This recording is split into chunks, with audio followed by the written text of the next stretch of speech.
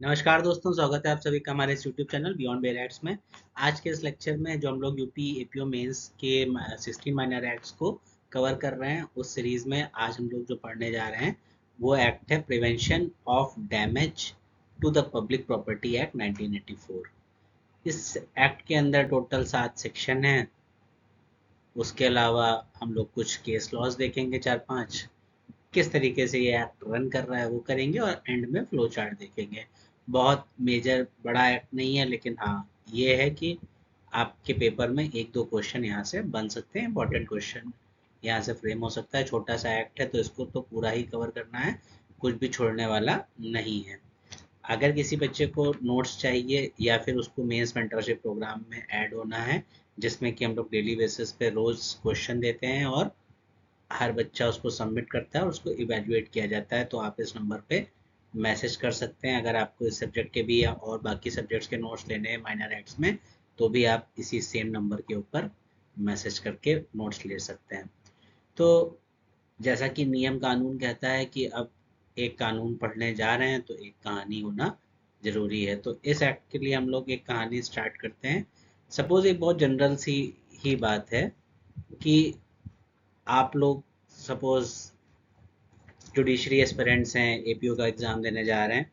तो और जिस हिसाब से पूरा सिनेरियो चल रहा है, जुडिशरी की कोई वैकेंसी नहीं आ रही, कहीं एकदम शांति पड़ी हुई है, तो हो सकता है कल को ऐसे करते करते करते करते एक आंदोलन भड़क जाए। यहाँ से कुछ बच्चे निकलें, कुछ बच्चे कहीं से निकलें, कुछ प्रयागराज से आए, कुछ लखनऊ से आए, आखिरी में जाके आयोग को घेर लिया जाए और फिर वो बातचीत करते करते, आंदोलन करते करते इतना हीटेड हो जाए कि लोग वहाँ पे जितनी पब्लिक प्रॉपर्टी थी, वहाँ से कोई एक बस निकल रही थी, कुछ लोगों ने उस बस को रोका, बस को फूंक दिया। वहाँ पे रेलवे ट्रैक्स थे, उसको तोड़ दिया ले जाके। आयोग की जो प्रॉपर्टी थी उसको डैमेज कर दिया।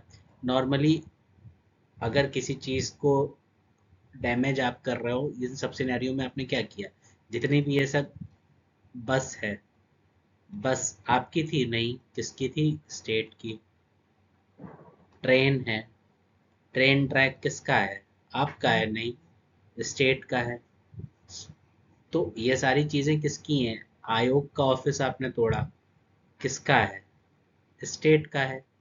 सपोज आप में से किसी किसी को शायद पता होगा जो लखनऊ से होंगे, अराउंड एक वीक पहले अभी यहाँ पे एक वर्ल्ड फेमस लखनऊ के अंदर एक यूनिवर्सिटी है जिसका नाम है बीबीडी। तो बीबीडी के अंदर क्या हुआ? मेस के अंदर दो रोटी को लेके बवाल हुआ, स्टूडेंट को रोटी नहीं दी गई। तो और इस सब चक्कर में जितने भी हॉस्टलर्स थे वो सब इतना ज़्यादा भड़क गए। उसमें बहुत और भी चीज़ें थी, लेकिन शुरू किस वजह से हुआ? वो दो रोटी की वजह से शुरू हुआ। तो वो कैटलिस्ट का काम हुआ और फिर अंत में क्या हुआ? बच्चे इतना ज़्यादा भड़क गए कि उनको जो बीबीडी की बसेस थी या बाहर जो पब्लिक प्रॉपर्टी थी, उन तक को लोगों ने किसी किसी हद तक डैमेज किया। अब ये तो यूनिवर्सिटी की प्रॉपर्टी थी, प्राइवेट प्रॉपर्टी थी। सिमिलरली अगर ये किसी पब्लिक कॉलेज, सरकारी कॉलेज में होता, तो ये कहाँ पे होता? ये पब्लिक प्रॉपर्टी होती। तो ये एग्जाम्पल किस चीज़ का आता है? ये सारी जो पब्लिक प्रॉपर्टी हैं, किसी भी आंदोलन में, किसी भी तरीके से अगर आप कुछ भी प्रोटेस्ट कर रहे हैं और इन सब प्रोटेस्ट में अगर कोई पब्लिक प्रॉपर्टी डैमेज होती है, तो उसी को प्रिवेंट करने के लिए ये एक्ट बनाया गया है। मतलब कि अगर ये एक्ट ये कहता है कि अगर लोग ऐसे स्टेट की प्रॉपर्टी डैमेज कर दे रहे हैं तो उनको पनिशमेंट दिया जाएगा। अब डिपेंड करता है कितने सीवियर नेचर की आपने डैमेज करी। पता चला कोई ऑयल रिफाइनरी थी, आपने वो लोगों ने जाके वहाँ पे इतना दंगा किया कि पूरी पूरी ऑयल रिफाइनरी ही निपटा दी गई। तो किस तरीके से किस लेवल पे डैमेज होगा, उसमें क्या पनिशमेंट मिलेगा? तो इसके रिगार्डिंग हमारे पास सेक्शन 3 है, सेक्शन 4 है। ये सारी चीज़ें डील करता है। सेक्शन 3 का 1 क्लॉज बताता है ये वाला टारगेट करता है, 3 का 2 जो सीवियर चीज़ें हैं उनमें डील करता है। बेल कैसे मिलेगी सेक्शन 5 में बताया गया है। तो ये सारे इसके प्रोविजंस हैं, प्लस इस एक्ट को भी हम लोग पढ़ेंगे तो ये एक्ट रेट्रोस्पेक्टिव नेचर का है। ये भी डिटेल में देखा जाएगा कैसे क्या चीज़ें इसमें रन करती हैं। तो चलिए स्टार्ट करते हैं। ये एक्ट क्यों आया? जैसे रेल रोको, मतलब कि लोग ट्रैक पे ही लेट जाते थे कि ट्रेन रोक ली जाएगी। इस तरीके के जो आंदोलन होते हैं, इन सबको प्रिजर्व करने के लिए, इन सबको बचाने के लिए पूरा पूरा शहर बंद हो गया, हड़ताल कर दी गई, कम्युनल राइट्स हो रहे हैं, वायलेंट प्रोटेस्ट हो रहे हैं, जिनकी वजह से मैसिव डैमेज हो रहा है किसको, पब्लिक के इंफ्रास्ट्रक्चर को। सरकार वैसे भी बहुत सारी चीज़ें हम लोगों को बना के देती है, गिनती की एक दो, अपने आप ही वो 2 दिन में डैमेज हो जाती हैं। वो 2 दिन भी ना चलें उससे पहले ही लोग उसको डैमेज कर दे रहे हैं।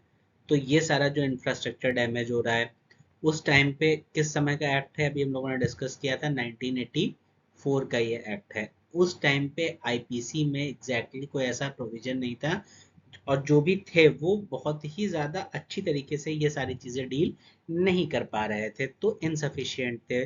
ऑर्गेनाइज्ड पब्लिक प्रॉपर्टी का डिस्ट्रक्शन जो हो रहा था, उसको हर चीज़ हर तरीके से डील नहीं हो रहा था। तो इसी को सॉल्व करने के लिए हम लोगों ने ये एक्ट बनाया। इस एक्ट का ऑब्जेक्ट क्या है? To create a dedicated special penal law for mischief causing damage to the public property within the enhanced punishment। यहाँ पे एक चीज देखिएगा, यहाँ पे पब्लिक प्रॉपर्टी, और दूसरी चीज जो आपको ध्यान में रखनी है वो है पब्लिक प्रॉपर्टी एंड मिस्चिफ। यही दो चीजें हैं जो इस एक्ट का पूरा जस्ट लेके चलती हैं। मिस्चिफ यहाँ पे वही है जो कि आईपीसी में हुआ करती थी। सेक्शन याद है किसी को? आईपीसी का तो चलो अभी बता ही दूंगा। बीएनएस में बताओ कौन कौन सा ये सेक्शन आ रहा है? बीएनएस का सेक्शन है 324।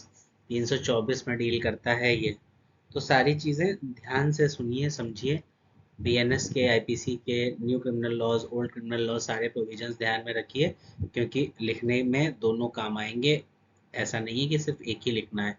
तो प्रेसिडेंट, हाँ, तो मिस्चिफ और पब्लिक प्रॉपर्टी, आईपीसी में जब लोग मिस्चिफ डील करते हैं तो वहाँ पे पब्लिक प्लस प्राइवेट प्रॉपर्टी दोनों हुआ करती थी, लेकिन ये एक्ट केवल और केवल पब्लिक प्रॉपर्टी की बात कर रहा है। इसीलिए मैंने जो आप लोगों को एग्जांपल दिया, बीबीडी का दिया था, प्राइवेट यूनिवर्सिटी थी, वो सरकारी नहीं थी। तो मैंने आपको बोला कि अगर ये सारी चीज़ें किसी सरकारी कॉलेज में होती तो ये डिस्प्यूट बनता, किस एक्ट के अंदर आता, इस एक्ट के अंदर आता, लेकिन इस एक्ट के अंतर्गत नहीं आया, क्योंकि ये प्राइवेट प्रॉपर्टी थी। इसका ध्यान रखिएगा। पीसफुल प्रोटेस्ट होगा, उसे प्रोटेक्ट किया जाएगा। डिस्ट्रक्टिव प्रोटेस्ट होगा तो उसको पनिश किया जाएगा। पब्लिक प्रॉपर्टी जो है वो सिटीजन की कलेक्टिव रिस्पॉन्सिबिलिटी है कि उसको बचा के रखें, ना कि उसको फूक दो ले जाके। प्रेसिडेंशियल एसेंट इस एक्ट को मिली थी 16 मार्च 1984 को। ऑफिशियल इनएक्टमेंट इस एक्ट का एक्ट नंबर 3 1984। कमेंसमेंट कब हुआ इसका माना जाता है? 28 जनवरी 1984 को माना जाता है। इसका एनफोर्समेंट हम लोग देख रहे हैं रेट्रोस्पेक्टिव है। क्यों रेट्रोस्पेक्टिव है? क्योंकि 28 जनवरी 1984 में ऑर्डिनेंस लाया गया था प्रेसिडेंट के द्वारा, फिर आगे जाके इसको एक्ट बनाया गया। जब एक्ट बनाया गया तो ऑर्डिनेंस वापस लिया, जब ऑर्डिनेंस हमने वापस लिया तो हमने इस एक्ट को पीछे से ही लागू किया जब से वो एक्ट लागू हुआ था। इस वजह से इसको हम लोग 28 जनवरी से लागू मानते हैं। कॉन्स्टिट्यूशनल बेसिस पे देखिए 19(1) ए और बी क्या बात करता है? Right to speech and peaceful assembly does not include right to destroy public property. आपको इकट्ठा होने को बोला जा रहा है, इकट्ठा होइए, बैठिए, बात कीजिए, पीसफुली असेंबल होइए, लेकिन इसका मतलब ये नहीं है कि आप वहाँ पे बैठ रहे हैं, लाठी लेके आ रहे हैं, पेट्रोल बम बना के बैठे हुए हैं, बात करते करते कुछ मजा नहीं आई तो एक आध बम मार दिया इलाके में।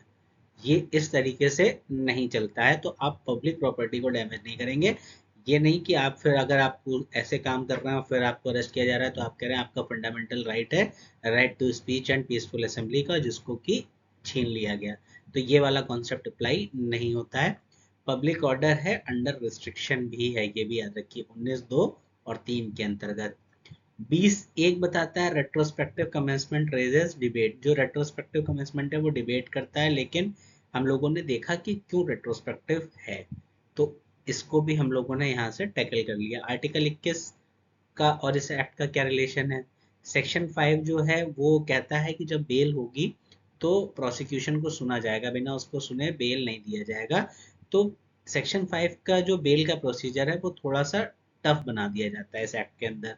Double satisfaction test, triple test जो हम लोग बाकी के एक्ट्स में पढ़े हैं, वो सब यहाँ पे नहीं है। ये नहीं कहा जा रहा है कि बेल नहीं दी जाएगी, बेल दी जाएगी, लेकिन ये है कि प्रोसिक्यूशन को सुना ही जाएगा। तो यहाँ पे क्या कहा गया कि bail section 5 bail hearing restricts liberty but is only procedural, court retains discretion, court के पास अपना डिस्क्रिशन है, सेक्शन 5 के अंदर रिस्ट्रिक्शंस हैं। अच्छा, मेनका गांधी का अगर आप लोगों को केस याद हो तो उसमें भी कहा गया था कि procedure established by law just fair होना चाहिए, तो वही प्रोसेस यहाँ भी है। अगर वो प्रोसेस बना है जस्ट एंड फेयर और रीजनेबल है तो फिर आप उसको अप्लाई कर सकते हैं, जो कि हर तरीके से सुप्रीम कोर्ट ने बोला है कि हाँ ये जो लॉ है वो जस्ट फेयर एंड रीजनेबल है। कहाँ से पावर मिलती है, तो एंट्री 1 लिस्ट 3 से। Criminal law is concurrent list, तो पार्लियामेंट कंपिटेंट है इनैक्ट करने के लिए स्पेशल लॉज। सेलेस पॉपुलाइज सुप्रीमा लेक्स, welfare of people justifies protection and hospitals roads railways and utilities, तो गवर्नमेंट का सबसे बड़ा कर्तव्य है कि वेलफेयर ऑफ पीपल हो, उसके अंदर प्रोटेक्ट करना, हॉस्पिटल हैं, रोड्स हैं, रेलवेज हैं, ट्रांसपोर्ट है, पब्लिक के लिए चीज़ें हैं, तो इन सबको प्रोटेक्ट करना जिम्मेदारी है किसकी, गवर्नमेंट की जिम्मेदारी है, और इसको प्रिजर्व करने के लिए वो लोग बना सकते हैं। तो राइट टू प्रोटेस्ट का मतलब राइट टू डिस्ट्रॉय नहीं होता है। बहुत ज़्यादा डेफिनेशन है, दो ही डेफिनेशन है। पहली डेफिनेशन मिस्चिफ है और दूसरी डेफिनेशन पब्लिक प्रॉपर्टी है। मिस्चिफ की वही डेफिनेशन है जो 425 आईपीसी की थी, सेम वही उठा के यहाँ हमने रख ली। बीएनएस फिर बताइए कौन से सेक्शन में था, बीएनएस में मिस्चिफ है 324 और आईपीसी में थी 425, ध्यान में रखिएगा। The act does not create fresh definition, ये अपनी डेफिनेशन नहीं बताता, थोड़ा आलसी टाइप का एक्ट है, उठा लाया है सीधे सीधे आईपीसी की डेफिनेशन, बस प्राइवेट वाले पार्ट को हटा दिया गया है। तो इंटेंशनली होनी चाहिए, जानते हुए नोइंगली होनी चाहिए, क्या रॉन्गफुल लॉस हो रहा है और डैमेज डिस्ट्रक्शन और डिमिनिश करी जा रही है जो भी वैल्यू है, यूटिलिटी है किसी प्रॉपर्टी की, रॉन्गफुल गेन इसके अंदर जरूरी नहीं है। तो एसेंशियल एलिमेंट्स क्या क्या हैं, एसेंशियल एलिमेंट्स इसके अंदर हैं कि रॉन्गफुल लॉस होना चाहिए, प्रॉपर्टी को डैमेज होना चाहिए, डिस्ट्रक्शन होना चाहिए, उसकी जो वैल्यू है वो किसी ना किसी तरीके से कम होनी चाहिए, उसकी यूटिलिटी कम होनी चाहिए, तो माना जाएगा कि उस प्रॉपर्टी के साथ आपने मिसचिफ किया है। सपोज कोई एक बस खड़ी थी, आप गए पेट्रोल डाला फूक दी, तो क्या हुआ, बस में कुछ इन्हेंस हुआ, आपको कुछ गेन हुआ नहीं, कुछ गेन नहीं हुआ, लेकिन लॉस हुआ, किसका लॉस हुआ, सरकार का लॉस हुआ। सरकार का लॉस हुआ तो घूम फिर के कल को उसी रूट पे जाना है, आपको ही बस नहीं मिलेगी, तो आप ही का लॉस हुआ। तो आपने क्या किया, डैमेज किया, डिस्ट्रक्ट किया, उसकी क्वालिटी डिमिनिश करी, खराब करी, तो ये किसके अंदर आएगा, मिस्टिफ के अंदर आएगा, और आप इस एक्ट के अंतर्गत नप जाएंगे। इसके साथ साथ अगर हम लोग देखें पब्लिक प्रॉपर्टी क्या है, पब्लिक प्रॉपर्टी है सेक्शन 2B के अंतर्गत, प्रॉपर्टी बिलोंगिंग टू और अंडर कंट्रोल ऑफ, प्रॉपर्टी या तो सेंट्रल गवर्नमेंट की हो या स्टेट गवर्नमेंट की हो या लोकल अथॉरिटी की हो या फिर किसी स्टैट्यूटरी कॉरपोरेशन की हो, गवर्नमेंट कंपनी की हो, और notified institution undertaking substantially financed by government, अगर उसमें 51% गवर्नमेंट का शेयर है तो भी क्या होगा, वो सारी प्रॉपर्टी जो है वो सरकारी प्रॉपर्टी आएंगी। इसके अलावा इसी का जो प्रोविजो है वो बताता है कि गवर्नमेंट चाहे तो नोटिफिकेशन में देके किसी भी प्रॉपर्टी को इस लिस्ट में शामिल कर सकता है। तो पब्लिक प्रॉपर्टी के लिए सिर्फ आपको ये देखना है कि गवर्नमेंट के उसके ऊपर कितना कंट्रोल है, वो सरकारी है कि नहीं, आपको समझ में आ जाएगा, और इसके अलावा दिमाग लगाने वाली जरूरत नहीं है। तो मेंसरिया क्या है, intention to cause wrongful loss और नॉलेज ऑफ लाइकली लॉस और डैमेज, ये मिस्चिफ के एलिमेंट्स हैं। मोड ऑफ डैमेज क्या है, ब्रेक किया, बर्न किया, डिफेसिंग, फ्लडिंग, किसी भी तरीके से डैमेज हुआ। फायर लेके बैठे थे आप, आपने एक्सप्लोसिव्स लेके बैठे थे, तो इसको फायर और एक्सप्लोसिव्स के साथ अगर आपने कोई डैमेज क्रिएट किया है तो आप सीधे कौन से सेक्शन में जाएंगे, सेक्शन नंबर 4 के अंदर आपको पनिशमेंट मिलेगा, वहां डील किया जाएगा। 10 साल तक की सजा होती है वहां पे, एक मिनिमम 1 साल से लेके 10 साल तक की सजा। प्रॉपर्टी चाहे मूवेबल हो चाहे इमूवेबल हो, किसी आयोग को तोड़ा, भाई इमूवेबल प्रॉपर्टी आयोग चलता फिरता थोड़ी है, हाँ वो स्टेबल एक इमूवेबल प्रॉपर्टी, आपने बस को फूका, बस क्या है, मूवेबल प्रॉपर्टी है। इंक्लूडिंग कोई भी मशीनरी हो, रेलवेज हो, बस हो, पाइपलाइंस हो, टेलीकॉम हो, पावर स्टेशन हो, कोई भी हो, वो सब इसके अंतर्गत आएगा।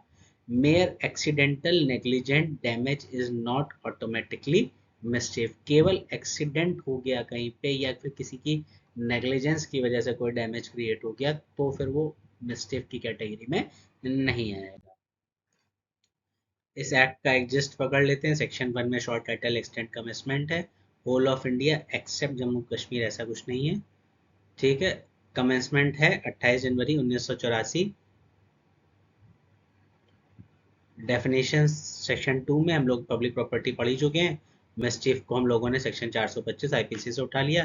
पनिशमेंट फॉर मिसचिफ हम लोगों ने देखा ही 3(1) में जनरल पब्लिक प्रॉपर्टी डैमेज, 3(2) में अगर क्रिटिकल इंफ्रास्ट्रक्चर डैमेज हुआ है तो डील किया जाएगा। फायर और एक्सप्लोसिव को रिगार्डिंग हमने पीछे वाली स्लाइड पे भी बात करी थी। एग्रावेटेड ऑफेंसेस बोला जाएगा। रिगरस इम्प्रिजनमेंट 1 से लेके 10 साल तक का प्लस फाइन हो जाएगा। बेल रेस्ट्रिक्शंस लगेंगे सेक्शन 5 में। 6 में सेविंग है।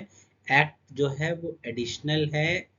किसी और एक्ट में अगर कार्यवाही हो रही है तो उसको खत्म नहीं किया जाएगा, वहां भी केस चलाया जाएगा और इस एक्ट में भी केस चलाया जाएगा।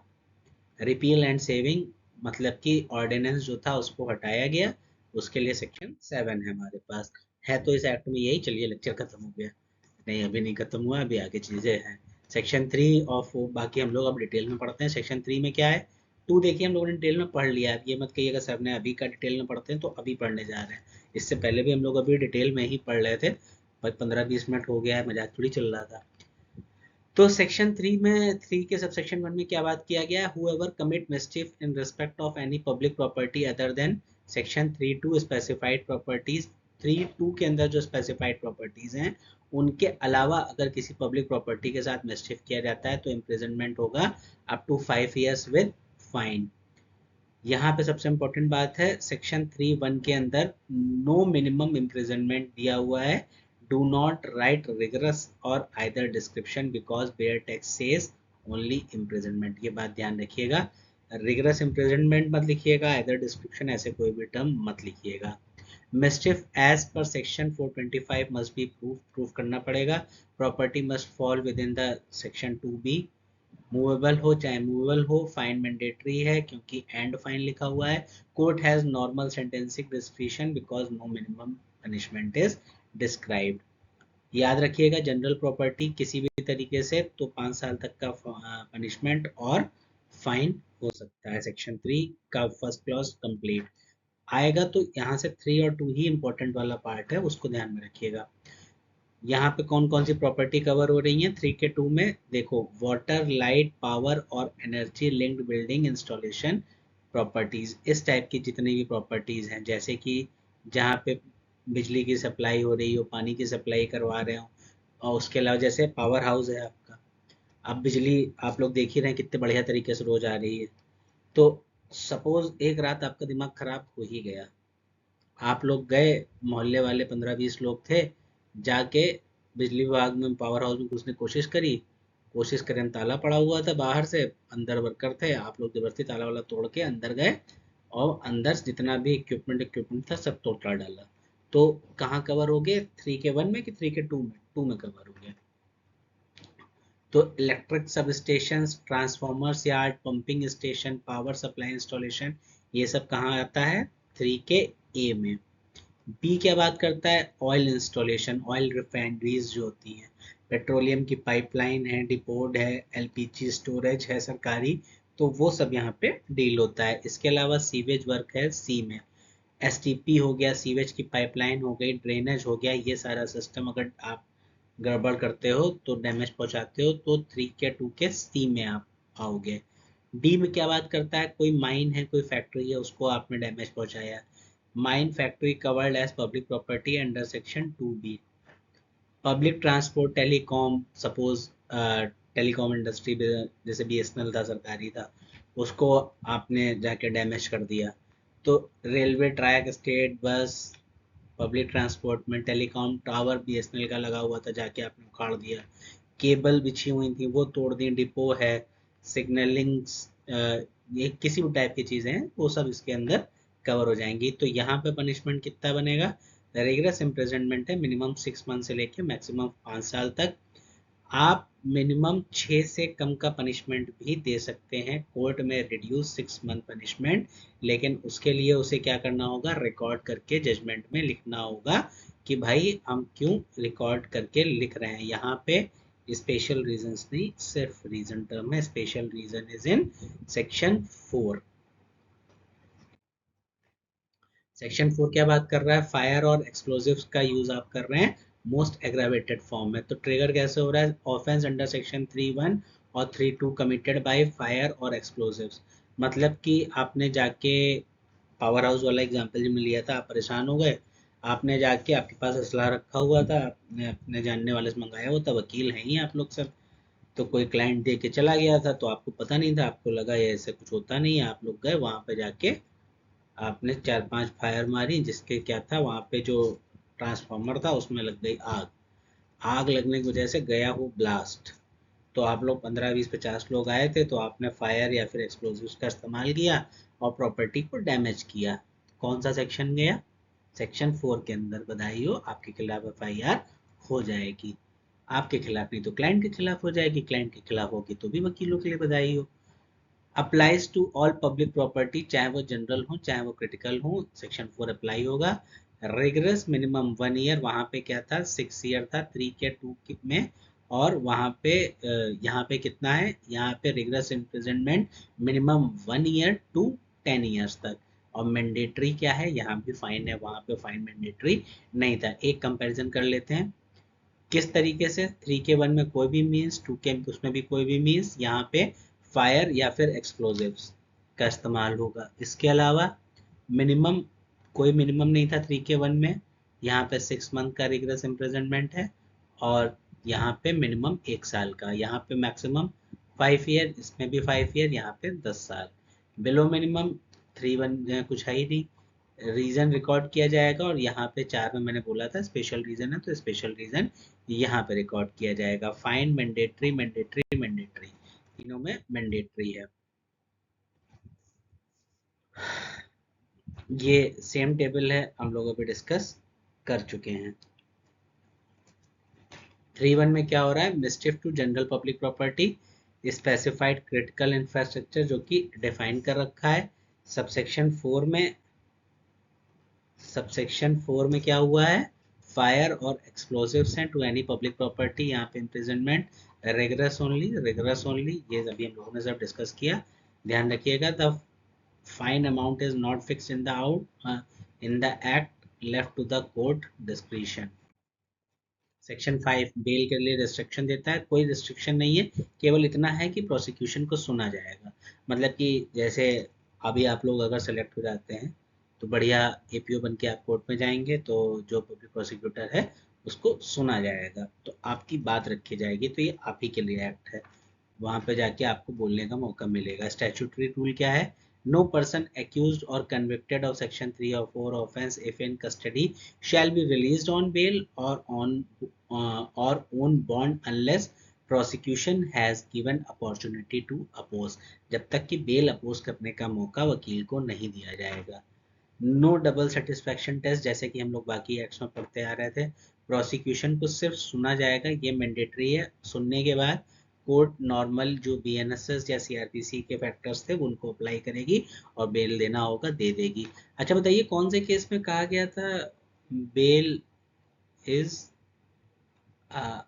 रूल, और कौन जज था उसमें? केस तो सबको पता होगा, जो मेन जो जिन्होंने जजमेंट दिया था वो कौन से जज थे इसमें। तो हमारे इस एक्ट का, पीडीपीपी एक्ट के अंदर सेक्शन 5 क्या बताता है? रिस्ट्रिक्शन लेवल देखिए, यहाँ पे सिर्फ लेवल 1 है, मतलब कि प्रोसिक्यूशन को सिर्फ सुना जाएगा, कोर्ट अपना डिस्क्रिप्शन रख सकती है। SC/ST एक्ट में सेक्शन 18 में हम लोग देखा था कि एंटिसिपेटरी बेल तो कतई बाहर थी, regular bell under normal law ये तो पॉसिबल था, लेकिन एंटीसिपेटरी कतई बाहर थी। काउ स्लॉटर एक्ट में हम लोगों ने देखा था कि एसपीपी को सुना जाएगा। एसपीपी भी यहाँ पे स्पेशल नहीं है, यहाँ पे नॉर्मल वाला पीपी है। यहाँ पे क्या था? एसपीपी था, जो 7 साल मिनिमम प्रैक्टिस हो, और फिर वहाँ पे डबल सेटिस्फेक्शन होगा, कि मतलब या तो देख के भी लग रहा है कि आपने ऑफेंस नहीं किया है, और फिर आप बाहर निकल के भी ऑफेंस नहीं करोगे। और इसी तरीके से सिमिलर पीएमएलए और एनडीपीएस में भी होता है, प्रोसिक्यूटर को सुना जाएगा, not guilty, not likely to offend, ये सारी चीज़ें वहाँ भी होती हैं। एफआईआर से लेकर ट्रायल तक का इसका नेचर क्या है? कॉग्निजेबल है, police can arrest FIR and arrest without warrant. Police क्या रजिस्टर कर सकती है एफआईआर और बिना वारंट के अरेस्ट करेगी। बेल क्या नॉन बेलेबल है, प्लस सेक्शन 5 में सुना जाएगा। Bail is discretionary, prosecution must be heard. Trial court section 3 में मजिस्ट्रेट है, सेक्शन 4 में 10 साल तक का ऑफेंस है तो फिर वहाँ पे सेशन कोर्ट है। सेक्शन 4 मैक्स 10 ईयर, वही सेम रीजन लिखा हुआ। कंपाउंडिंग क्योंकि स्टेट के अगेंस्ट है तो फिर नॉन कंपाउंडेबल है। ऑफेंस अगेन वही सेम चीज लिखी हुई है। FIR can be launch by any person, police और सो मोटो, अपने आप किया जा सकता है। इसके अलावा investigation follows ordinary BNSS CrPC, no DSP rank requirement. ऐसा कोई नहीं है कि डीएसपी रैंक चाहिए इन्वेस्टिगेशन के लिए। नॉर्मल जो हमारे एसआई ऑफिसर इंचार्ज और पुलिस स्टेशन में जो भी आईओ बनेगा वो बनाया जा सकता है, जैसा कि हम लोग सीआरपीसी बीएनएसएस में। उसके अलावा पुलिस रेगुलेशंस में इस बारे में दिया हुआ है। एविडेंस क्या है? डैमेज प्रॉपर्टी का पंचनामा होगा, वीडियो फुटेज दी जाएगी, आई विटनेसेस होंगे, रिपोर्ट लगेगी। फायर एक्सप्लोसिव हुआ है तो उसके बारे में उसकी भी रिपोर्ट लगेगी। Chargesheet must be specifically prove public property मिसचिफ, और सेक्शन 3 या 4 कौन सी कैटेगरी में आ रहा है सारी चीजें डिटेल में लिखी जाएंगी। सेक्शन 6 बता रहा है कि इसी ये डेरोगेटरी लॉ नहीं है, नॉन डेरोगेशन है, मतलब कि the act is in addition. ये एडिशन में मतलब आईपीसी में एफआईआर अगर लिखी गई है और इस एक्ट के अकॉर्डिंग भी वो केस यहाँ पे लाई कर रहा है तो इन दोनों में एफआईआर लिख के पनिशमेंट दिया जाएगा। ऐसा नहीं है कि एक ही केस पे हम 2 बार सुन रहे हैं, दोनों के फैक्ट्स अलग होंगे। And not in derogation of any other law, same incident में attract PDPP and IPC charges if ingredients are distinct. Repeal क्या है? जो ऑर्डिनेंस की बात करी गई थी वो रिपील कर दिया गया था। 20(2) में यहाँ पे क्वेश्चन है, बट हम लोगों ने डिस्कस कर लिया क्यों, why this question is not, why this clause is not unconstitutional. Saving clause, anything done, action taken under ordinance is deemed to be under this act legal continuity preserve। Ordinance को हटा के वहीं से लागू किया है तो स्टिल इसीलिए वो जो भी था उसको इसीलिए रखा गया, तभी रेट्रोस्पेक्टिव गया है। Section 6 gives wider accountability but punishment still respect article 20(2)। ये हम लोग डिस्कस कर चुके हैं टेबल स्टार्टिंग में ही, दोबारा स्लाइड लग गया है। अब इम्पोर्टेंट जो इसके केस लॉज हैं वो हम लोग डिस्कस करेंगे। तो इम्पोर्टेंट केस लॉज क्या कहते हैं इसके? In re destruction of public private properties state of Andhra Pradesh and कहाँ गया, 2009 का केस है ये, सुप्रीम कोर्ट का केस है, इस एक्ट का one of the most important case है। कोई भी videography compensation assessment claim commissioner organiser perpetrator accountability do not present propose amendment as inserted by law. बहुत कुछ लिखा हुआ था, क्या क्या था ये कुछ समझ में आया? कुछ भी समझ में नहीं आया, मैं बताता हूँ क्या है। तो हुआ ये था कि 2009 के टाइम पहली बार इस एक्ट के अंतर्गत उस टाइम पे कुछ कमिटीज बनी थी। उन कमिटीज की बात को कंसीडर किया गया। कौन कौन सी कमिटीज थी? एक F S Narayan Nariman committee हुआ करती थी, फिर जस्टिस के टी थॉमस के कुछ नियम कानून थे। तो इसके अकॉर्डिंग क्या हुआ, जो एफ एस नरीमन कमेटी थी उनके रिकमेंडेशंस क्या थे? जस्टिस के टी थॉमस और एफ एस नरीमन कमेटी के रिकमेंडेशन ये थे कि ये जितना भी डैमेज वेमेज होता है इस एक्ट के अंतर्गत, मतलब पब्लिक प्रॉपर्टी डैमेज होती है, भाई कंपनसेशन भी दिलवाइए। आप केवल पनिशमेंट दिलवा रहे हैं, फाइन कंपनसेशन का कॉन्सेप्ट नहीं है। तो इस बार पहली बार इस केस में बोला गया था कि जितने भी रिकमेंडेशन हैं उनको एक्सेप्ट किया गया, क्योंकि एक्ट में कंपनसेशन का कोई डायरेक्ट प्रोविजन नहीं था। इसीलिए कोर्ट ने जो अपने डायरेक्शंस थे उनमें साफ साफ ये रूल सेट किए कि कोर्ट ने बोला कि कोई भी अगर वायलेंट प्रोटेस्ट कर रहा है, तो वही जो हम लोगों ने अभी यहाँ पे टर्म डिस्कस किया ना कि वीडियोग्राफी होनी चाहिए, उसकी डैमेज जो हो रहा है उसका असेसमेंट होना चाहिए, रिकवरी होना कि कितना कैसे क्या होगा, जो एक क्लेम कमिश्नर अपॉइंट किया जाएगा जिसके पास ये सारी चीज़ें आएंगी और वो सारी चीज़ें मॉनिटर करेगा। और ऐसी वायलेंस करवाने वाले ये जो ऑर्गेनाइजर्स हैं, जो प्रिपरेटर्स हैं, उनके खिलाफ सिविल और कंपनसेशन की लायबिलिटी वो भी तय करी जाएगी। तो ये सारा जो सिस्टम बनाया गया ये पहली बार इस केस में बनाया गया। कौन सा? In red destruction public and private properties. किसके किसके रिकमेंडेशन थे ये बताइएगा जरा लिख के, ऐसे तो आप जाते हैं बार बार भूल कि किसका क्या था। एक बार चलो मैं बता देता हूँ, ध्यान में रखिएगा। Justice K.T.. थॉमस और एफ.एस. नरीमन कमेटी के रिकमेंडेशंस को एक्सेप्ट किया था इस केस में कोर्ट ने। इसके बाद हम लोगों का दूसरा केस है Kodungallur film society versus union of India. इस केस में कुछ ज़्यादा नहीं था, 2018 का केस था। इसने जो Indian destruction of public and private properties वाला केस था, इसी को ही रीअफर्म किया था। एक बार फिर से कहा था कि जो 2009 वाला जजमेंट की गाइडलाइंस है उसको रीअफर्म किया गया, इसको लागू करवाया जाए और इसको लागू रखा जाए। कोर्ट ने स्टेट गवर्नमेंट की रिस्पॉन्सिबिलिटी पर डिसीजन छोड़ दिया था कैसे इसको अप्लाई करवाना है। बंद का ऑर्डर आ रहा है, हड़ताल का ऑर्डर आ रहा है, तो इन सबको कोर्ट ने स्टेट के ऊपर छोड़ दिया कि आप ये सारी चीज़ें किस तरीके से अपने यहाँ अप्लाई करना चाहते हैं, आपका नुकसान किस तरीके से आप भरपाई करेंगे। और इसी के साथ साथ public property amendment bill, prevention of damage to the public property amendment bill 2015 में आ रहा था, तो 2015 वाले बिल का भी जिक्र पहली बार कहाँ किया गया, इसी केस में किया गया। इसके बाद केस आता है Rajesh R versus state of Kerala, 2014 का केस था। ये केस जो है वो हमारा किससे रिलेटेड है, सेक्शन 2A के अंतर्गत जो मिस्चिफ की बात करी गई है और सेक्शन 3 से डायरेक्टली जुड़ा हुआ है। केरला हाईकोर्ट ने इसमें क्लियर किया था, क्या क्लियर किया था कि इस एक्ट के अंदर मिस्चिफ का बिल्कुल वही मतलब है जो आईपीसी के अंदर है। आईपीसी में सेक्शन 424 में जो दिया गया है वही यहाँ पे, अगर पब्लिक प्रॉपर्टी का सिर्फ एक्सीडेंटल या नेग्लिजेंट तरीके से कुछ डैमेज हो रहा है तो फिर वो इस एक्ट के अंदर कवर नहीं होगा। मतलब कि ये नॉर्मल परव्यू नहीं है कि अगर पब्लिक प्रॉपर्टी डैमेज हुई है किसी भी केस पे हुई है तो आप चले आए और सीधे कोर्ट में ले जाके केस फाइल करा दें। ये मेंसरिया भी होना चाहिए, प्रोसिक्यूशन को साबित करना पड़ेगा कि इंटेंशन था, इरादा था, नॉलेज थी। अदर देन दैट इस एक्ट के अंदर केस नहीं बनता। तो डैमेज जो है वो अलोन सफिशिएंट नहीं है, आपको मेंसरिया भी साबित करना पड़ेगा। मुंशी लाल वर्सेस स्टेट ऑफ यूपी 2020 का केस था, इलाहाबाद हाईकोर्ट का केस है, 2020 का केस है, बहुत इंपॉर्टेंट केस है। इस केस में कोर्ट ने पुलिस और एडमिनिस्ट्रेशन को एक वार्निंग दी थी, बोला था कि केवल एनक्रोचमेंट इस एक्ट, कोर्ट ने बोला था कि इस एक्ट को इलीगल एनक्रोचमेंट या ट्रेस पास कोई कर रहा है मैकेनिकली, उस केस में यूज नहीं किया जाएगा। ये कोई एक शॉर्टकट नहीं है, जब तक पब्लिक प्रॉपर्टी का डैमेज नहीं हो रहा है, मिसचीफ नहीं हो रही है। पता चला दो लोगों में प्राइवेट अपने आपस में विवाद था, प्रॉपर्टी डैमेज हुआ, इंक्रोचमेंट हो गया, किसी ने किसी पे कब्जा कर लिया, तो आपने जाके एफआईआर लिख दी कहाँ पे, पीडीपीपी में, एक्ट में, इसमें एक्ट में आप चले गए। कोर्ट ने कहा नहीं ये सब मत करो भाई, ये एक्ट अलग है, इसका पर्पस जो है वो अलग है। Om Prakash versus state of UP, ये भी one of the important cases हैं। ओम प्रकाश के केस में क्या हुआ था, इलाहाबाद का केस है और 2022 का केस है। इस केस के अंदर ये कहा गया था कि राइटिंग के लिए काफ़ी, जब आप लोग मेंस में आंसर लिखेंगे तो अपने आंसर राइटिंग में ये वाला केस अगर इससे रिलेटेड कुछ आता है तो ज़रूर मेंशन करने की कोशिश कीजिएगा, ओम प्रकाश का।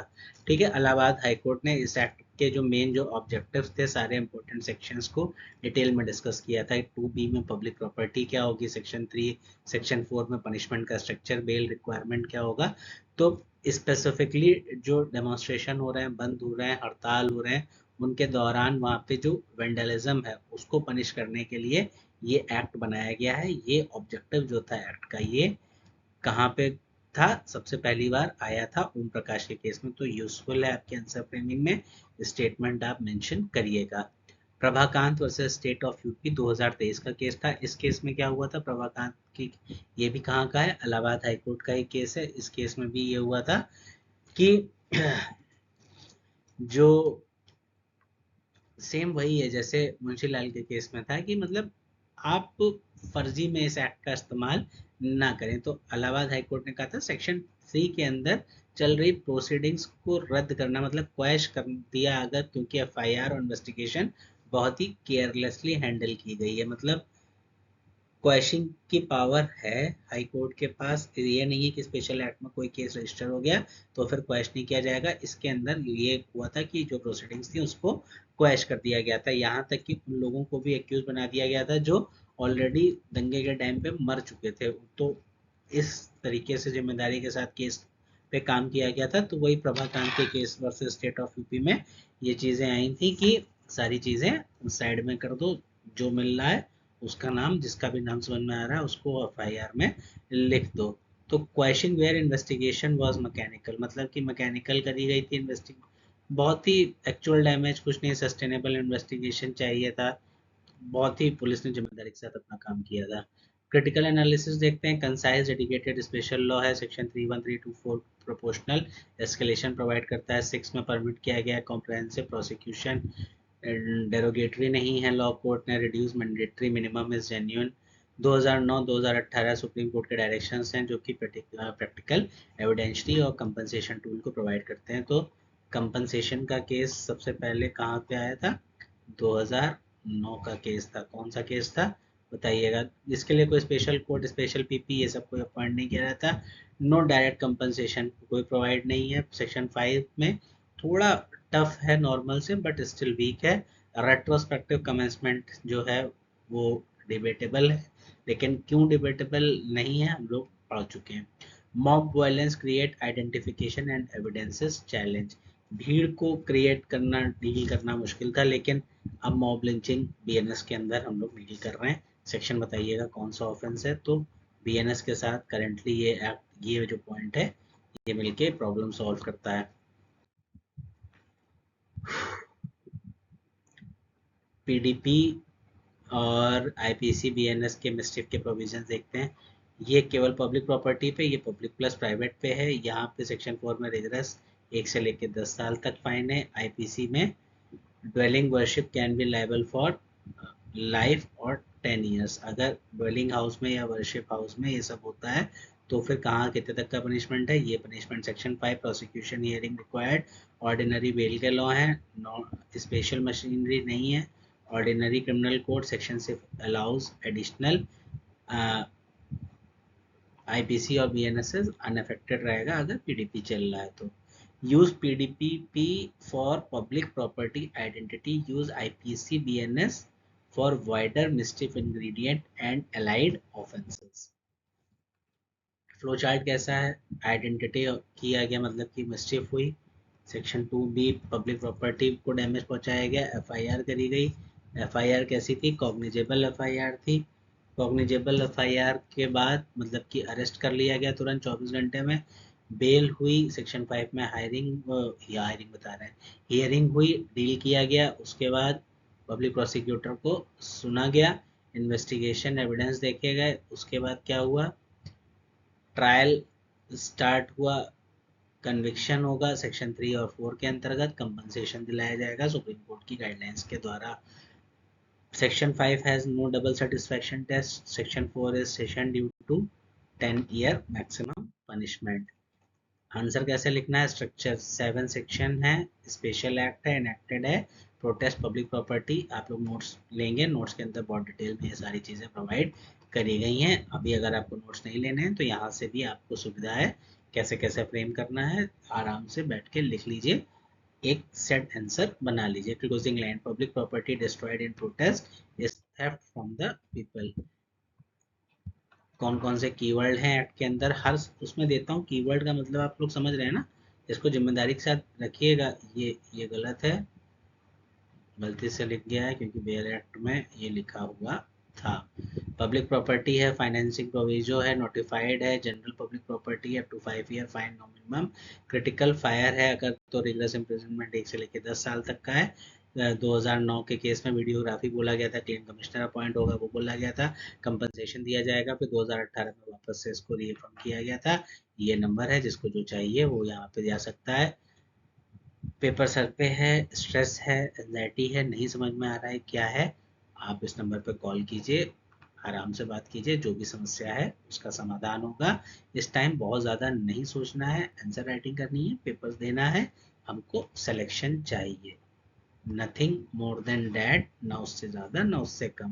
तो दिमाग शांत रखिए, परेशान मत होइए, सिंपल सा कॉन्सेप्ट, कीप रिवाइजिंग, जितना भी है प्रिसाइज प्रोविजंस लिख के बैठिए, पनिशमेंट करेक्ट रखिए, क्लीन और नीट केस लॉज बनाइए, मेजर लॉ के लिए भी माइनर लॉ के लिए भी। हर हर महादेव, मिलते हैं नेक्स्ट